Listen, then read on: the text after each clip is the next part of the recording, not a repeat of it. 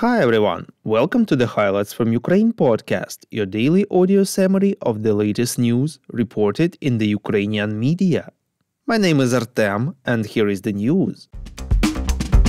804 days less the Russian invasion of Ukraine. Overnight, Russia conducted another missile and drone strike against Ukraine, this time targeting Kyiv as well, reports Ukrainska Pravda. The air alert in the capital lasted for more than 3 hours. Missiles entered Kyiv from different directions, but all were downed. Only in the city of Brändli, fallen debris caused fire and injuries to 2 civilians. According to the Air Force of Ukraine, Russian troops attacked Ukraine with 55 missiles of various types and 21 attack drones. 59 enemy aerial targets were destroyed by the air defense. The Energy Ministry informed that electricity generation and transmission facilities were attacked in 6 oblasts – Poltava, Kirovograd, Zaporizhia, Lviv, Ivano-Frankivsk and Vinnytsia. Energy experts are already working on repairs. The DTEK private energy company informed that 3 of its facilities were damaged in the attack. The ministry reminded about the need to be responsible in the energy consumption, especially in the morning and evening hours. Andriy Kostin, head of the Prosecutor General's Office of Ukraine, has stated that almost half of the North Korean missiles that Russia launched on Ukraine during winter 2024 did not reach their target because they exploded in mid-air, reports Zerkalo Tizhnya. According to the official response to Reuters' request, Ukraine has inspected the debris of 21 of the nearly 50 missiles. The percentage of North Korean weapons that failed proved to be high. In addition, the Prosecutor General's office is still clarifying whether Pyongyang sent instructors to observe the ballistic missiles being launched by the Russians. Italian Foreign Minister Antonio Tajani stressed that the weapons sent to the armed forces of Ukraine are meant to be used only within Ukraine's borders, reports European Pravda. Quote, "We do not provide equipment that can be used outside Ukraine. We are not at war with Russia," unquote, Tajani said.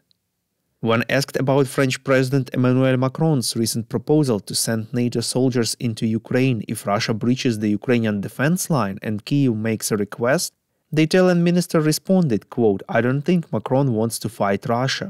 Ask him what he wants to do. NATO makes its own decisions and we are a member of NATO. We are not at war with Russia and we oppose sending soldiers to attack them," unquote.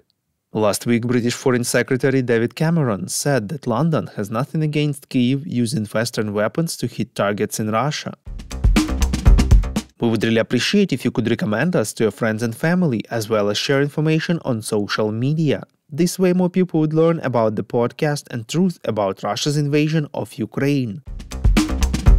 The Security Service of Ukraine says it has foiled plans by the Russian Federal Security Service to assassinate President Volodymyr Zelensky and other members of country's senior military and political leadership, reports BBC News Ukraine.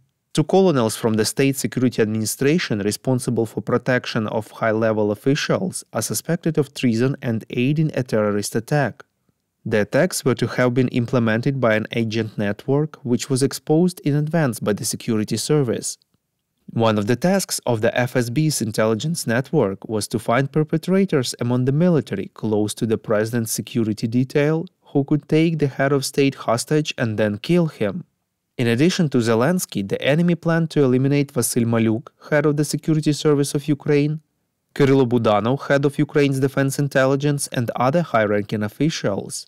Vasyl Malyuk says that only a limited number of people had known about this special operation to expose the FSB agents, and that the attack was to have been a gift to Putin for his inauguration.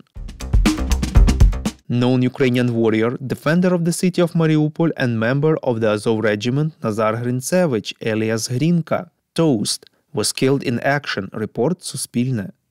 Hrintsevich spent 4 months in a Russian POW's camp and was exchanged in September 2022.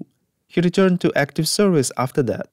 After the liberation from captivity, the soldiers who went through the defense of Mariupol and the Azov-style plant formed a new unit called Contact 12. In it, Hrintsevich was the commander of the platoon of optical observers. Hrinka turned 21 on 10th of March 2024. Eternal glory to the hero. Thank you for listening to the Highlights from Ukraine podcast, a commercial initiative of just 2 people, and we need your help to grow. share information about the podcast, rate us in the app, subscribe to our Patreon. With your support, we are getting better. We call on you to demand from governments of your countries to impose the toughest sanctions possible on Russia and its citizens to stop their invasion of Ukraine.